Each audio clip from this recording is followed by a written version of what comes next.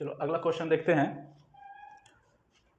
So that one and only one out of n plus 2 n plus 4 is divisible by 3 where n is any positive integers।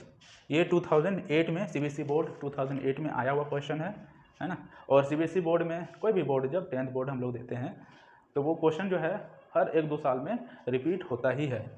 बस फर्क यही होता है कि language में थोड़ा सा चेंजेस कर सकता है, नंबर्स वगैरह में चेंजेस कर सकता है, लेकिन कंसेप्ट जो है वही रहता है। ठीक है, तो यहाँ हम लोग देखते हैं question. So that one and only one out of n plus 2 n plus 4 is divisible by 3 where n is any positive integers.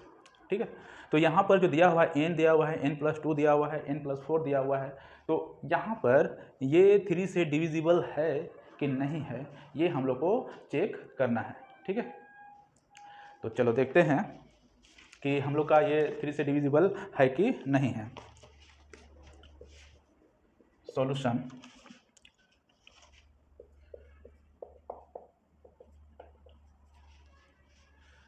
On dividing n by 3, let q be the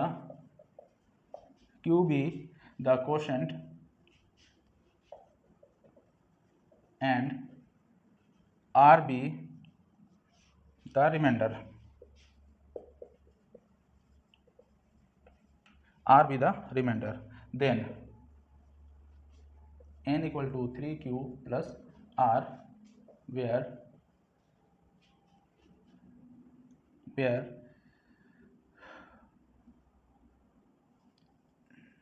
0 less than equal to r less than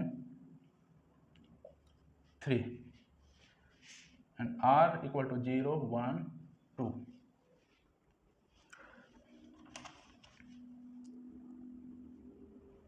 Therefore n equal to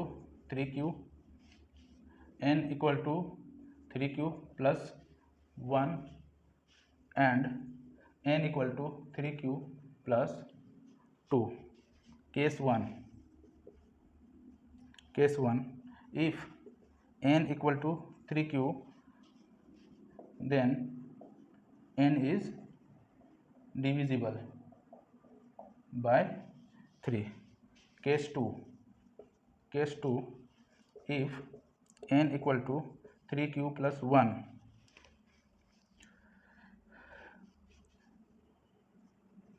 add both side by 2, n plus 2 equal to 3q plus 1 plus 2, n plus 2 equal to 3q plus 3, n plus 2 equal to 3q plus 1। So in this case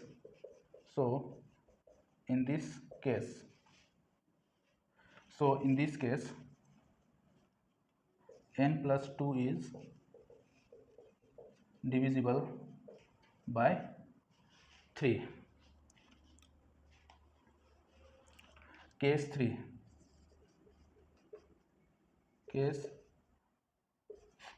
3, if n equal to 3q plus 2, n equal to 3q plus 2 plus 4,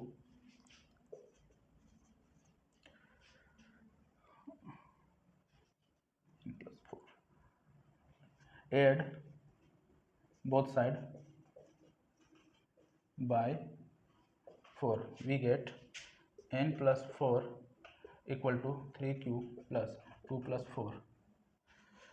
cut रहा है क्या, check कर लेता हूँ।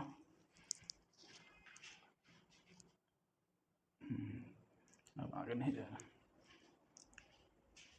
चलिए यहाँ तो पहले समझ लेते हैं।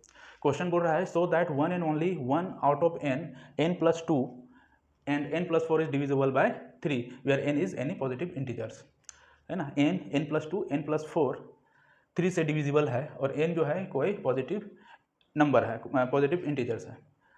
सॉल्यूशन क्या है, on dividing n by 3 let, अगर n को 3 से डिवाइड करते हैं तो let q be the quotient and r be the remainder. अगर 3 से n को डिवाइड कर रहे हैं तो q एक क्वोशेंट बनेगा और r जो है रिमाइंडर बनेगा। Then n equal to 3q plus r where 0 is less than equal to r less than 3 and r equal to 0 1 2, r का वैल्यू 0 से 2 के बीच में आएगा, 0 से 3 के बीच में आएगा, यानी 0 1 2 आएगा। Therefore n equal to 3q, अगर r का वैल्यू 0 आ जाता है तो n 3q आ जाएगा, r का वैल्यू 1 रखते हैं तो n equal to 3q plus 1, r का वैल्यू 2 रखते हैं तो n equal to 3q plus 2। Case 1 में if n equal to 3q, यहाँ n equal to 3q, then n is divisible by 3, यहाँ 3 है तो n जो है 3 से डिविजिबल है। Case 2 if n equal to 3q plus 1, है ना, तो हम लोग को निकालना है n प्लस 2 जो है 3 से डिविजिबल है, लेकिन यहाँ पर है n equal to 3q plus 1। तो अगर यहाँ पर 2 से दो बोथ साइड ऐड कर देते हैं तो ऐड बोथ साइड बाय 2, तो n प्लस 2 हो गया, इधर भी 3q प्लस 1 प्लस 2, तो ये हो गया n plus 2 equal to 3q plus 3, 1 plus 2 3 हो गया। यहाँ से 3 कॉमन ले लिए तो q प्लस 1 बच गया, तो यहाँ 3 कॉमन आ गया, इसका मतलब ये भी 3 से डिविजिबल है n प्लस 2, क्योंकि यहाँ 3 कॉमन आ रहा है। So in this case n plus 2 is divisible by 3। Case 3 में if n equal to 3q plus 2, add both side by 4, 4 से बोथ साइड, क्योंकि हम लोग को लाना है n प्लस 4, तो यहाँ पर n है, n को प्लस 4 कर देंगे, n plus 4 equal to 3q plus 2 plus 4, तो ये हो जाएगा 3q प्लस 6 हो जाएगा, वहाँ से 3 कॉमन आ जाएगा। ठीक है, तो अगला स्टेप हम लोग देखते हैं। यहाँ तक अगर हो गया हो तो स्क्रीनशॉट ले सकते हैं। केस 3 हम लोग देखते हैं, मतलब केस 3 का नेक्स्ट स्टेप जो है लिखते हैं यहाँ पर।